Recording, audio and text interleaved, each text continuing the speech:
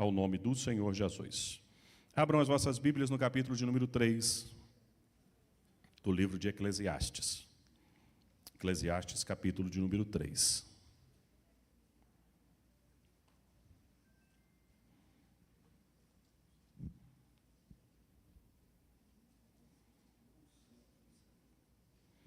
O irmão Bruno Brito já colocou aí no grupo de líderes o formulário para preenchimento do nome daqueles que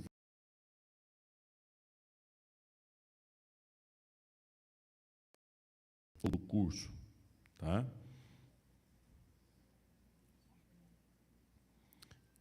Capítulo de número 3. Os que encontraram, digam amém.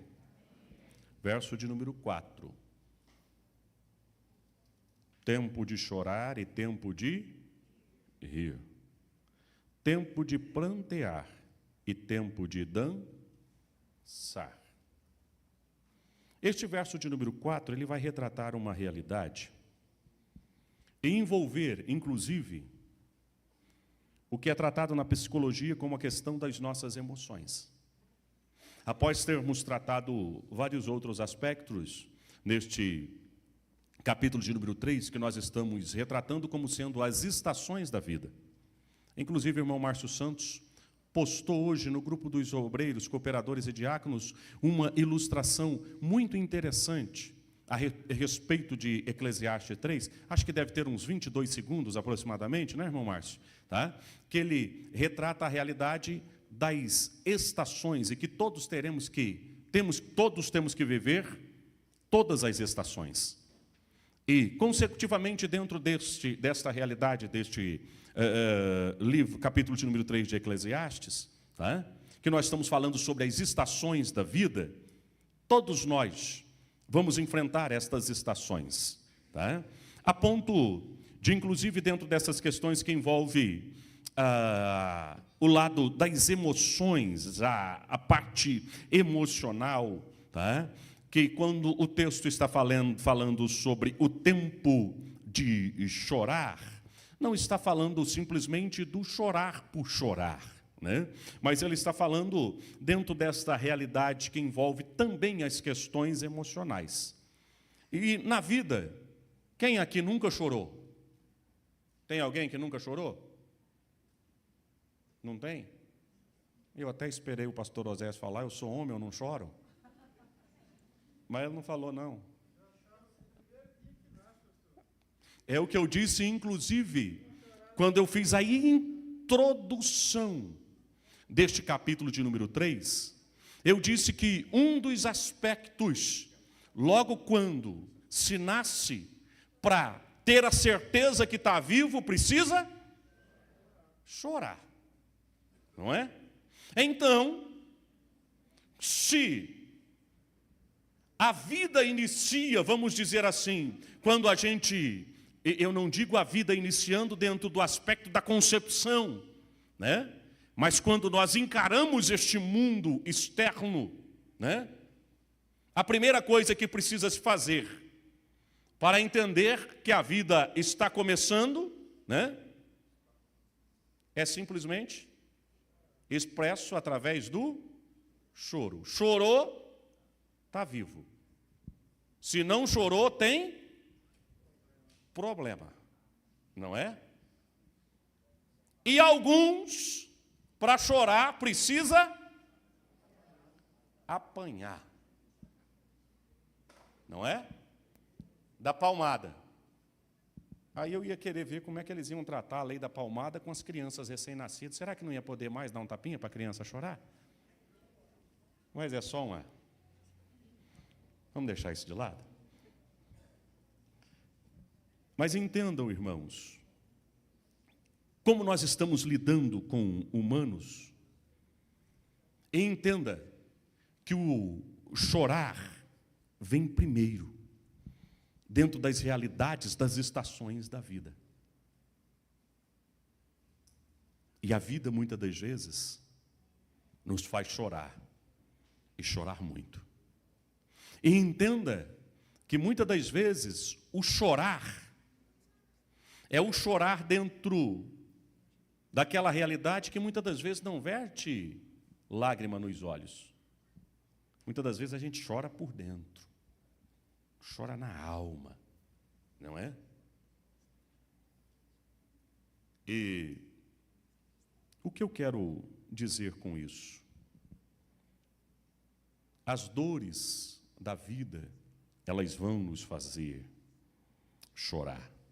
Difícil alguém hoje, nós passarmos por alguém que não tenha uma dor, né? E quando estou falando da dor, não estou falando especificamente da dor física. Eu estou falando das dores, inclusive, do que eu mencionei na introdução aqui, falando sobre as questões dos dias atuais, né? De pessoas que têm dores na alma, né? Que choram, sem ninguém ver. Muitas das vezes está sorrindo para alguém, mas por dentro está chorando. São estações da vida. Isso não é uma questão que, vamos dizer assim, é um privilégio seu. Todos passam por isso. E ele vai dizer que há esse tempo de chorar, mas o texto coloca uma dinâmica equilibrada. E qual é a dinâmica equilibrada? Que há o tempo de chorar e há o tempo de rir. E não vamos olhar para isso segundo o aspecto de da realidade da vida das crianças. Você já olhou para uma criança chorando? Principalmente quando uma criança ela tem uma certa idade. Vou falar, pastor Alain, pode? Se não puder, depois você... Vou prestar aqui o exemplo da Ana, a filha do pastor Alain. Ela é uma artista. Ela tem uma facilidade dela estar chorando, com os olhos cheios de lágrima, correndo lágrima, e fez alguma coisa que agrada a ela, ela está rindo com lágrima nos... Só que muitas das vezes nós não encaramos isso para a realidade da vida.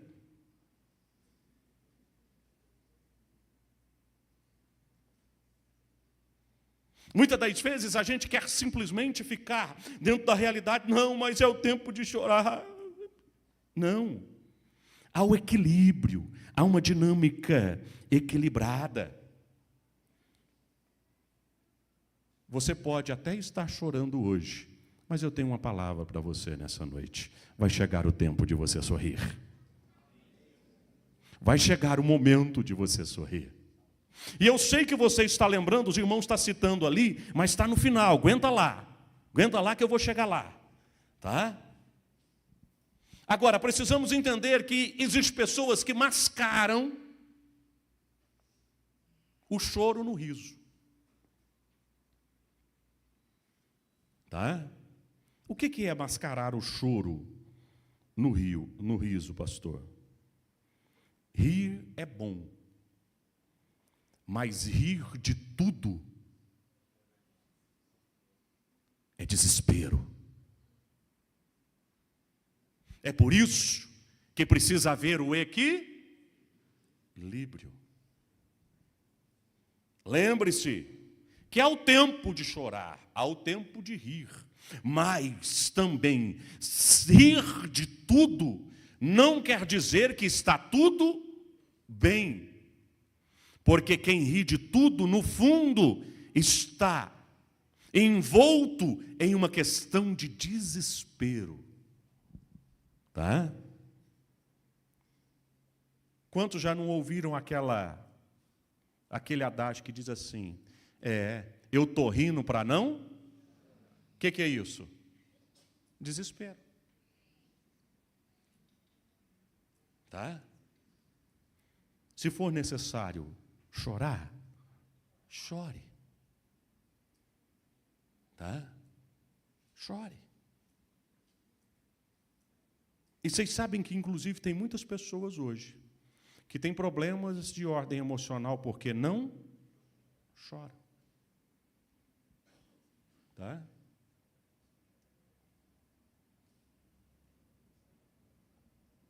Eu encerrei o culto da última quarta-feira, trazendo, inclusive, o exemplo de Jesus do túmulo de Lázaro.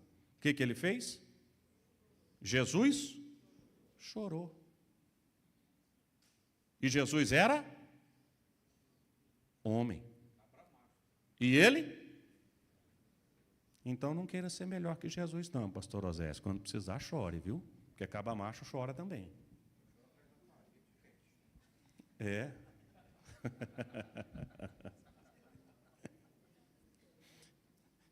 Eu pensei no negócio aqui, mas eu vou falar. Ele acaba macho covarde, mano. Quando precisa chorar escondido atrás da porta para ninguém ver. Né?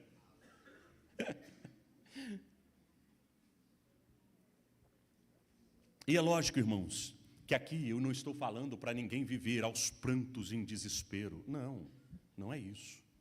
Tá? Mas eu estou falando que tem uns momentos da nossa vida, tá? Nem todo sorriso é um sorriso de felicidade. Mas o texto aqui está falando o sorriso daqueles que venceu as lágrimas. Viu? E por isso, você que está aqui nesta noite, que muitas das vezes viveu ou está vivendo o tempo de chorar, saiba que vai chegar o momento de você sorrir, porque Jesus está no controle de todas as situações. Jesus está no controle de tudo. E muitas das vezes, nós vivemos esses desapontamentos e esses desesperos na vida, né? Mas nós queremos ficar com o fardo. Jesus, ele vai dizer para nós colocarmos o nosso fardo pesado sobre ele, né? Porque o seu jugo é suave, o seu fardo é leve. Um crente na pessoa bendita do Senhor Jesus não quer dizer que ele não tem os seus momentos nas estações da vida que ele não vai chorar. Inclusive, Paulo vai nos dizer sobre uma das dificuldades maiores que nós enfrentamos dentro da nossa vida,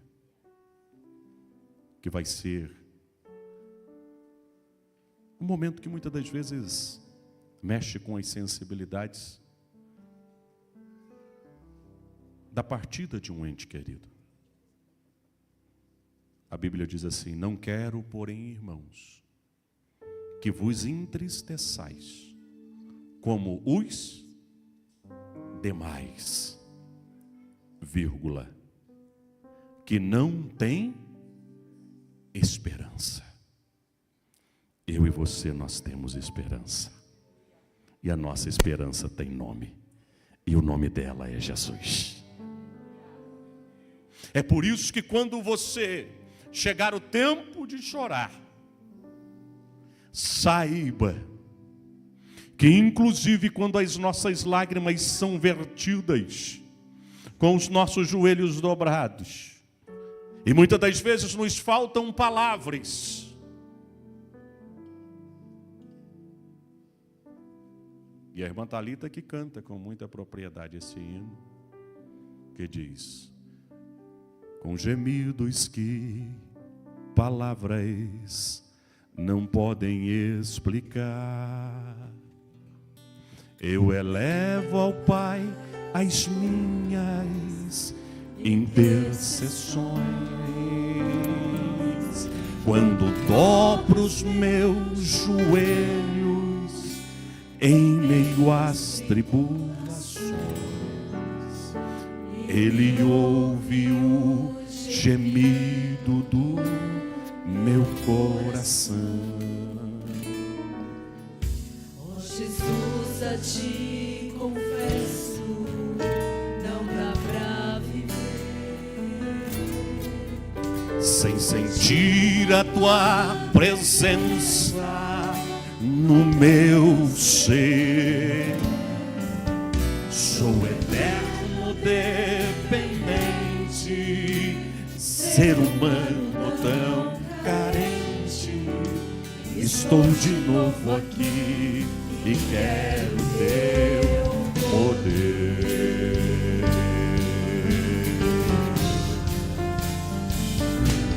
Ainda que pra te servir, Jesus, eu tenha que chorar, te servirei, porque comigo estarás. Sofrer contigo é bem melhor.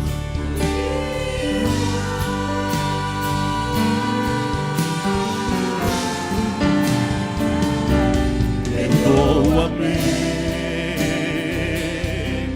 porque às vezes não consigo nem falar. Aí o Espírito Santo intercede por nós diante do Pai com gemidos inexprimíveis.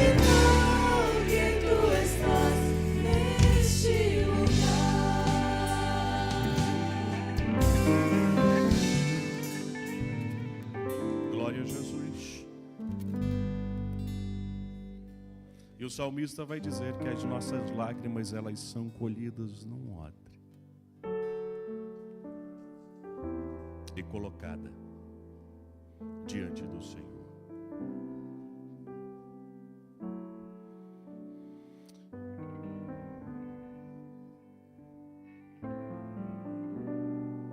E o que eu quero lhe dizer nessa noite, que você precisa entender, que o texto, quando fala de sorriso, ele está falando do sorriso daquele que venceu as lágrimas. Ele coloca em contraponto ao tempo de chorar e ao tempo de rir.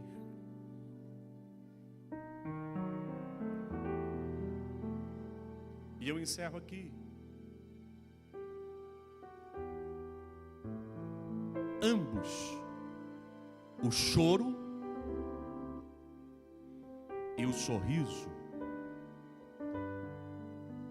usam o mesmo palco.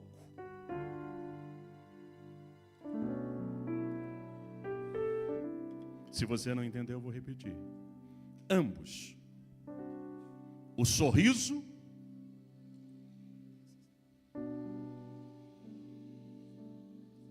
e as lágrimas, usam o mesmo palco. O seu rosto é o palco, tanto do sorriso quanto das lágrimas.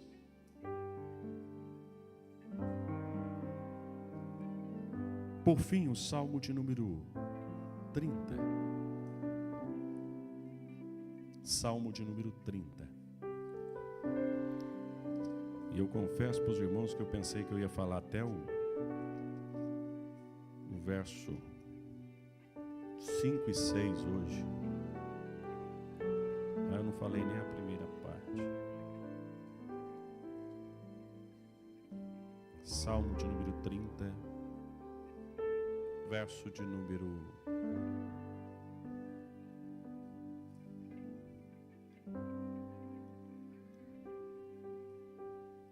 5, perdão. A parte B do verso. O choro,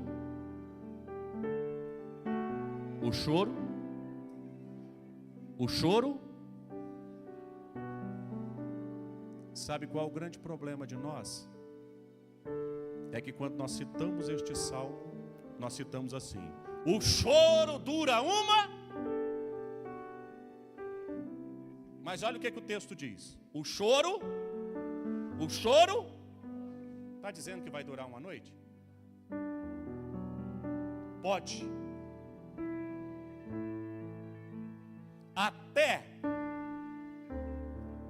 durar uma noite. mas a alegria vem pela manhã. O tempo de chorar não é eterno. O tempo de chorar não é para a vida toda. Mas, nas estações da vida, nós vamos ter o tempo de chorar. Mas vamos ter também o tempo de rir.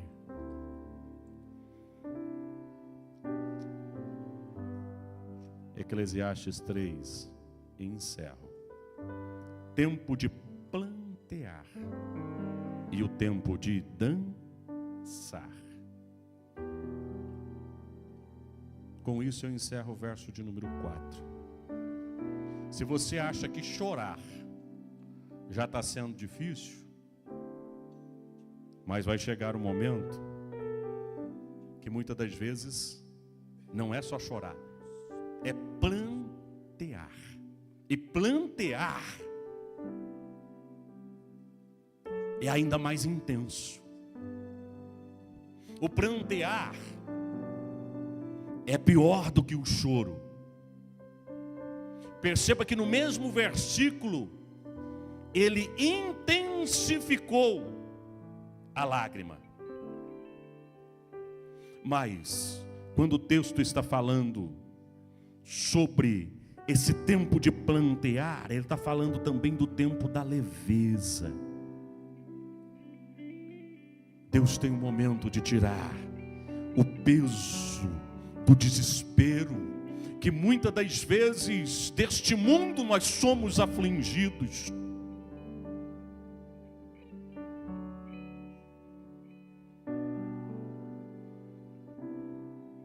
E deixa eu lhe dizer, pastor, como é que eu faço para vencer esta realidade desta fase, desta estação que eu estou vivendo na vida, que já não é chorar mais, é de plantear, como o salmista diz: olha, o meu leito é um banho em lágrimas.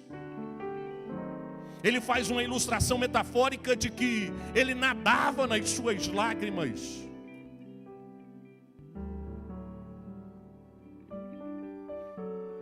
Mas ele há de enxugar do nosso rosto todo o pranto. E deixa eu lhe dizer, somente a graça do Senhor Jesus, somente a graça de Deus, invadindo a sua vida, invadindo a sua alma, invadindo a sua casa, invadindo a sua família, você vai ter a leveza de superar. Não desista, persista, ainda que muitas das vezes não seja só o choro, você esteja planteando, mas isto não vai durar para sempre. Deus tem remédio para a sua alma nesta noite, para a minha alma e para as nossas almas. Vai passar. Não desista. Ainda que a nossa luta ela seja envolvida por esperanças e expectativas que não se concretiza segundo o nosso propósito. A Bíblia vai nos dizer de Davi, que quando seu filho cai enfermo, Davi não come, Davi não fala com ninguém, Davi fica recluso.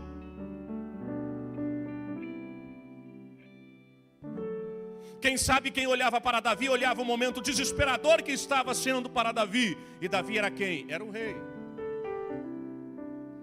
Os seus servos tinham que lhe dar a notícia. A criança pela qual ele estava planteando, ele já não estava nem chorando mais, já estava planteando,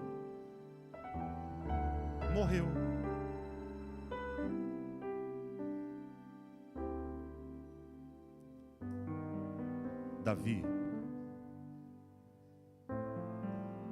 olha para os seus servos e vê a expressão dos seus servos e faz uma pergunta: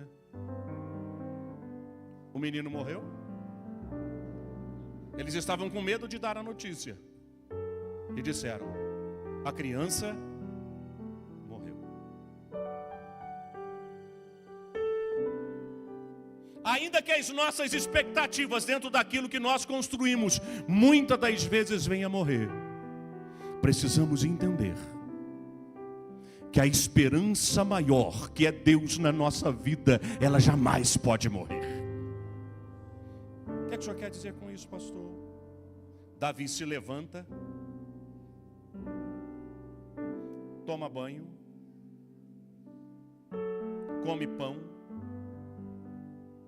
e vai para onde? Para o templo. Vai para onde? Para o templo.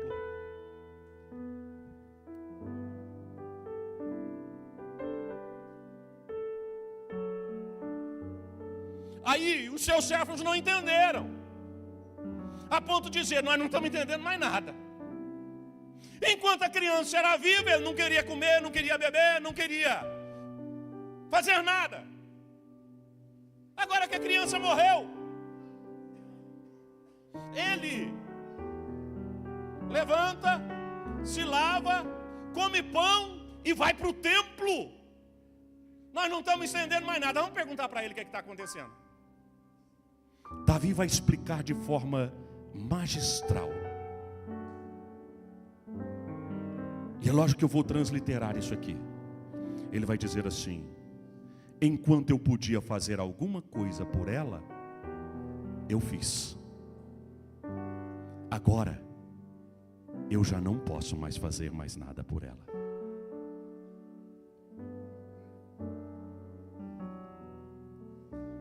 Ei, não adianta você ficar planteando pelo que você não pode fazer. Experimente entrar no templo e adorar.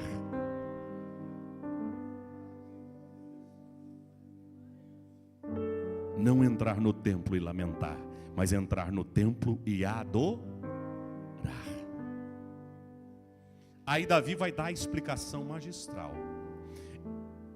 Enquanto a criança era viva,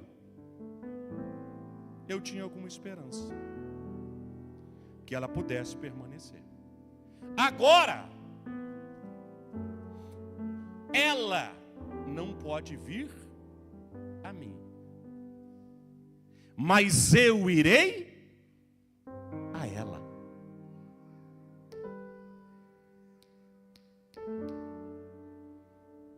Eu não posso trazer ela de volta, mas eu posso encontrar com ela. Há uma esperança maior nos momentos de pranto na nossa vida.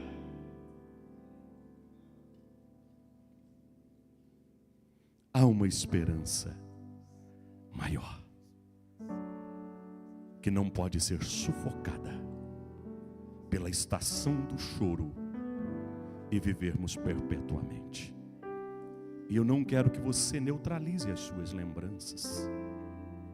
Não quero que você neutralize as suas emoções. Mas eu quero que você viva a esperança maior, que é Cristo Jesus, o nosso Senhor. Deus os abençoe.